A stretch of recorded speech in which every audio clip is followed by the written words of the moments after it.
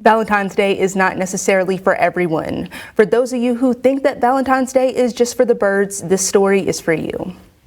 There is no better time for a love story than Valentine's Day, especially one that reminds us that love is not an emotion unique to the human race, but that it is actually universal. So here's the story of Ryan and Harlan, who in every sense were truly lovebirds. Red-tails can be very loyal. That's what's neat about them. We've heard of red-tailed hawks where one of them has been crippled on the ground and the other will care for them on the ground for years. So when these two got along, and Harlan had a hard time getting along with just about any other bird up till this point, and then all of a sudden it was working. Like most birds living at the Three Rivers Avian Hospital, Ryan was a rescue. She was found along the interstate with a badly injured wing, and she can no longer fly beyond short distances. When she came to the hospital, she roomed with another and much older red-tailed hawk, Harlan. But he was uncommonly pretty and very unusual because he was a dark morph red-tail. He was entirely chocolate brown except for his red tail, and you don't see that hardly ever here in the East. In no time, the two hawks took to each other like ducks to water. They sat together all the time. They were always very close. If one of them switched perches, the other one would switch perches to sit with them.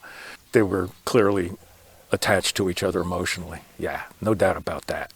A hard lesson to learn is that part of love is pain. And like most love stories, this one takes a sad turn. When Harlan passed, she basically sat and didn't eat for a couple of days.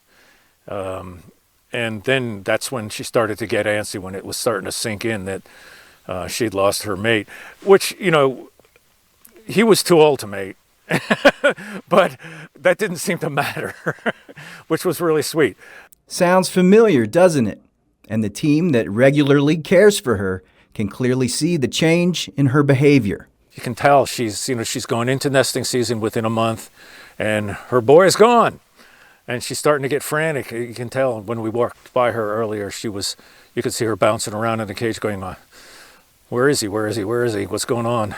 As it turns out, how to care for someone with a broken heart is the same for birds. All we can do to help her at this stage of the game is just go in and be friends. You walk in the cage, you sit down, you hang out. You don't ask anything of them when they're miserable. Although we're going to get her back up on the road again with us, and I think that's the next step. Ryan is a big part of the center's outreach educational programs, and she isn't the first bird there to have a broken heart, and she won't be the last, as there's a new love story written every day. All she needs is a little time. I guess they're like us that way. You know, when things go bad, it takes a while to get over it. In Summers County, this is Mike Teeney, Newswatch 4.